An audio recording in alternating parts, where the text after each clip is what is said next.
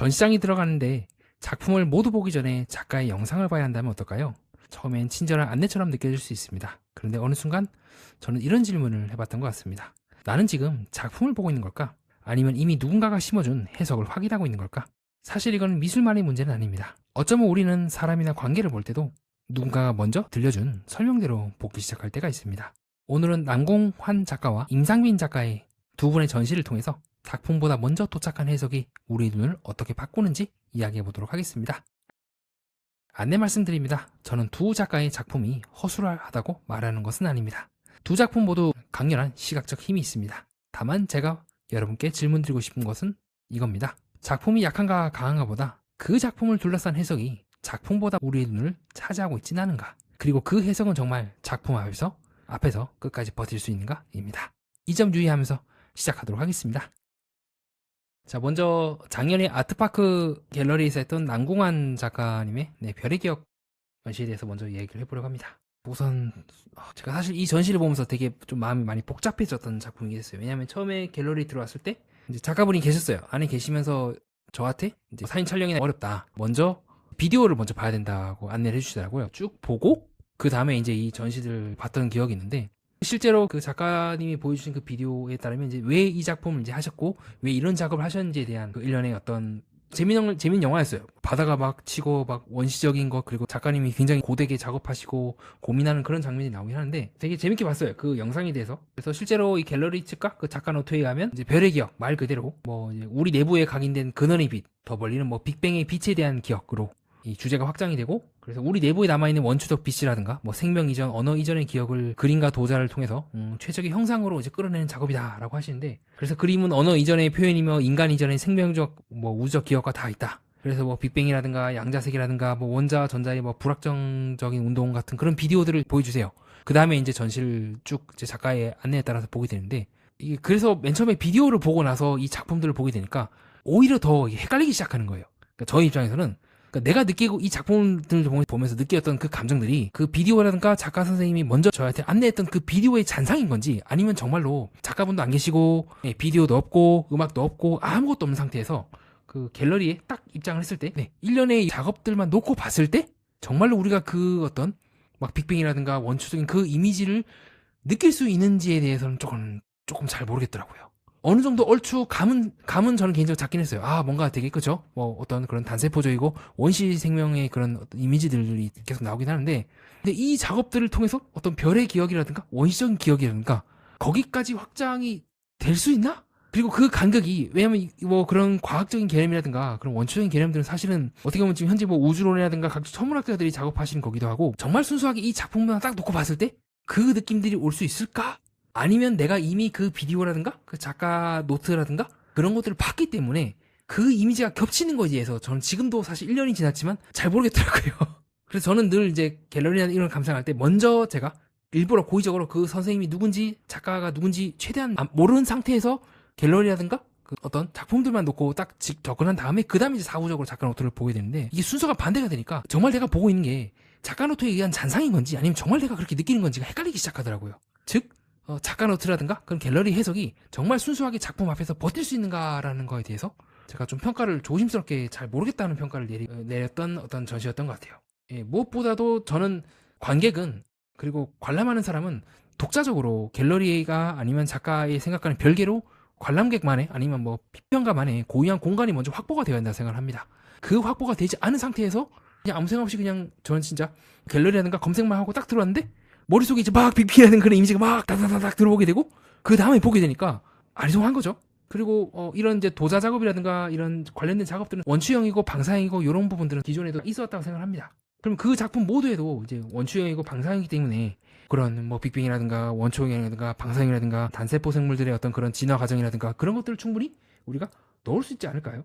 즉 이러한 이제 해석들이 정말로 이 작품에만 대입할 수밖에 없고 잉여분도 아니고 부족분도 없는, 정말 이 작품에 맞는 이 작가 노트의 그 설명이라든가 그 관점이 다른 작품에 붙을 수가 없고 오히려 이 작품에만 것인지에 대해서 저는 조금은 잘 모르겠다는 입장을 좀 취할 것 같아요. 그렇다고 해서 아까 제가 소개해드린 정선영 도의 명장이 더 잘했다, 두 작가 선생님 모두 이제 전문가시고 제가 함부로 얘기하기 어렵지만 비교하는 것이 목적이 아니라 그것을 통하여 이 작품들이 나온 건 맞지만 거꾸로 이 작품들을 통해서 그 해석이 가장 정합성 있고 그 해석만 대입해야 된다까지는 아니더라도 아 그렇구나, 아 정말 굉장히 밀접하게 나왔구나라는 인식에 대해서는 이들만 놓고 봤을 때 그렇게 될 수가 있을까? 라고 저는 조금은 잘 모르겠다는 입장을 표명할 것 같습니다. 그리고 그렇게 해석을 했을 때 정말로 이 작품에서만 느껴지는 그 느낌들이 있는가? 그리고 더 나아가서 실제로 이 작품을 보면서 그 느끼는 어떤 감동이라든가 그 느낌들이 정말로 우리가 작품 앞에서 겸허해지는 그 느낌으로서 아 정말 그렇구나, 정말 이 주제를 위해서 아주 오랫동안 진짜 작가만의 고민이 작가 의식과 그런 고민이 이제 축적이 되어서 우리 안에 어떤 무언가가 감흥이 되어서 나오는 느낌인 건지, 아니면은 이제 작가 선생님이 처음에 왔을 때 했던 그 비디오의 그 느낌들이 잔상이 남아갖고 그런 느낌을 갖는 건지, 제가 아마추어라서 잘 모르는 걸 수도 있겠죠. 그 다음에 이제 임상빈 작가님의 하이퍼스케이프라고 하는 작품인데, 메타 갤러리 라누나에서 했던 작품이고 굉장히 재밌게 잘 봤습니다. 의미 있고 굉장히 이 사진으로는 다 비춰지지가 않는데 실제로 이 작가분께서 작가 노트에 의하면은 한 땀 한 땀을 다 이제 촬영하고 이미지들을 수집해서 재배열해서 하나의 그 풍경인 것처럼 조합을 하셨다고 갤러리 소개 글을 통해서 이해를 했는데요. 그래서 실제로 갤러리 해석에서도 이제 동일한 장소를 반복적으로 기록한 이미지들이 하나의 풍경으로 모이게 되면서 하나의 프레임에 압축되어서 새로운 이제 장면을 연출한다. 그래서 한 장소에 대한 이제 밀도 높은 경험을 선사한다고 했는데요. 그래서 저는 되게 상당히 훌륭한 소개글이라고 봤습니다. 이에 대한 이제 저희 생각은 다른 것 같습니다. 그래서 중간에 이제 어떤 말이 나와 있냐면, 덕수궁을 찍은 작업 뒤로는 현대 고층 빌딩이 밀집하여 하늘로 치솟고 있으며 역사와 재물, 권력에 대한 열망이 서울이라는 도심 위에서 지속되고 있음을 상징한다. 는 말에 대해서 조금 생각을 해봤어요. 그래서 저는 이제 임상빈 작가님의 작품은 덕수궁이라든가 도시라든가 광장이라든가 경기장, 스케이트장 등 그러한 장면을 통해서 이제 권력과 군중, 그리고 그 안에 드러난 시선의 욕망이라든가 시간의 축적 등 관련된 것들을 말씀하려고 하신다고 느꼈던 것 같습니다.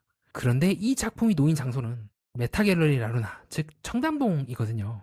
그래서 아까 작가노트에서 제가 인용했던 것처럼 역사와 재물, 권력에 대한 열망을 서울이라는 도심에서 지속되고 있음을 상징한다고 했는데, 그래서 문득 그런 생각이 든 겁니다. 그러면 이 작품이 전시되고 있는 갤러리와 그 장소는 이제 청담동이라고 하는, 어떻게 보면 대한민국 어떤 부촌이기도 하면서, 즉 이 작품은 권력의 이미지와 거기에 이제 시선의 욕망 등을 다루고 있지만, 그러나 그것은 과거의 어떤 기억일 수도 있단 말이죠.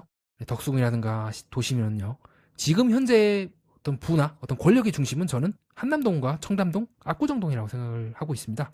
여러 가지 부의 중심 중에서 대한민국에서요. 그러면 현재 미술 시장이 놓인 현재의 그 장소성과 어떻게 연결되어 있는지는 충분히 드러나지 않은 건 아닐까요? 즉 덕수궁이라고 하는 현재의 계급적 욕망을 대신 상징적인 장소가 나와 있고, 청담동이라고 하는 실제 권력의 장소는 오히려 비판의 바깥에 나오게 됨으로써 침묵 혹은 공백의 지대로 있는 건 아닐까라는 생각을 했던 것 같습니다. 권력과 욕망의 풍경을 다루지만 그 권력의 현재적 주소를 직접 겨누지는 않는다는 느낌을 받았고요. 그리고 더 나아가서 군중이라든가 스케이트장이라든가 바다라든가 이 장면들은 그러한 현재 부의 중심과 권력, 물질, 중심과 아닌 곳 간의 어떤 계급적인 투쟁, 적대의식이라든가 이런 부분들을 우회적으로 보는 장소로 느꼈던 것 같습니다. 즉 이 작품들은 상당히 훌륭해요. 세계가 이와 같이 수많은 시선들에 의해서 인간이 자유로운 듯 하지만 사실 공간과 시선에 의해서 재별되면서 인간이 자유롭지 못한다는 부분은 보여주고, 저는 그것이 이 작품의 힘이라고 생각합니다. 근데 그 힘이 끝끝내 어디로 가는가, 어떤 이해관계에 의해서 조립되는가는 완전하게 보여주지 않는다고 느꼈던 것 같아요. 누가 이 하이퍼 리얼티의 이 작품을 소유하는 걸까요?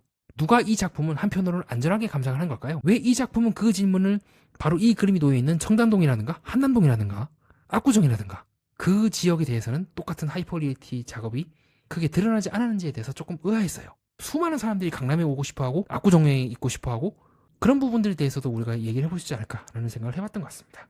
임상빈의 풍경은 권력을 봅니다. 그러나 그 권력이 지금 걸려있는 청담동의 벽까지 되돌아보게 하는지 조금 저는 생각을 해봤던 것 같습니다. 임상빈의 작업은 세계가 조립된다는 사실을 보여줍니다. 그러나 그 조립된 세계가 누구에게는 안전한 이미지가 되고 누구에게는 소비 가능한 풍경이 되는지는 현재까지 놓여있던 작품의 흐름들만 놓고 봤을 때는 끝까지 묻지 않았다고 저는 느꼈던 것 같습니다. 그리고 바로 그 지점에서 작품의 미학적인 세련됨과 전시장소의 계급성이 서로 불편하게 긴장을 이루었던 게 아닐까요? 작품은 권력을 보게 합니다. 그러나 그 권력이 지금 이 작품이 걸린 갤러리와 벽, 더 나아가서 어떤 지역에 있는지까지 되돌아오는 그 순간 우리는 궁극적으로 무엇을 보게 되는지 생각해 보았습니다. 다음으로는 제 해석 영상을 보고 궁금해 하시거나 하는 법한 것들에 대해서 제 의견을 제시해 보는 시간을 갖겠습니다. 먼저 이제 난공한 그 작가님에 대해서 저는 이제 약간 감동이 작품 자체에서 온 건지 아니면 맨 처음에 봤을 때 보기에는 그 비디오의 잔상인지 잘 모르겠더라고요. 누군가 입장에서는 감동의 출처를 왜 그렇게 분리하냐, 전시경험 전체에 대해서 그냥 느낄 수 있는 거 아니냐라고 볼 수도 있을 것 같은데요. 맞습니다. 전시경험 전체가 감동을 만들 수도 있다고 저는 생각합니다. 다만 그 중에서 작품 자체가 감당하는 몫과 그리고 영상 등 다른 부분이 얼마큼 또 감당하는지 그 차이를 좀 구분해보고 싶었는데 그게 좀 거기서 좀 어려움을 많이 느꼈던 것 같습니다. 즉 저는 작품 자체가 어떤 작가님이 제시해주신 그 작가 노트라든가 그 해석을 얼마큼 필연적으로 발생시키는지 좀 검토를 해봤던 것 같습니다. 다음으로는 이제 그 난공한 작가께서 보여주신 그 비디오에 대해서 영상도 그 작품의 일부 아닌가라고 보실 수도 있을 것 같아요. 예, 맞습니다. 저는 영상 또한 어쨌든 그 갤러리의 일부이고 작품의 일부이시다고 생각합니다. 다만 그 경우에도 영상이 작품의 일부라면 왜 그 영상보다 먼저 와야 했을까요? 작품을 이제 한 바퀴 싹 본 다음에 또 그 다음 영상을 나중에 본다거나 그럴 경우 관객의 감상이 달라질 수도 있지 않았을까요? 작가님이 정한 그 순서가 작품을 더 깊게 열어주는 것인지 아니면 관객이 스스로 작품과 만날 시간을 먼저 차지하는 것인지 저는 그 차이가 조금 궁금했던 것 같습니다. 작가님의 설명은 중요합니다. 이 작품을 실제로 창조하신 분이고 존중해야 되죠. 그러나 그렇다고 해서 관객이 반드시 따라야 할 유일한 길은 아니라고 저는 보고 있습니다. 왜냐하면 작품은 작가의 손을 떠난 순간 관객이라든가 장소 그리고 제도권 내에서 혹은 시장 등 여러 가지 해석의 장 안으로 들어오게 됩니다. 그때부터 작품은 작가의 의도만으로 해석되지만은 않는다고 저는 생각합니다. 영상이 작품의 일부라면 그 영상이 관객에게 무엇을 허용하고 무엇을 차단할까지 함께 검토해야 되는 부분이라고 저는 생각하고 있습니다. 그것이 관객의 감상 주권에 대한 중요한 부분이라고 저는 보고 있고요.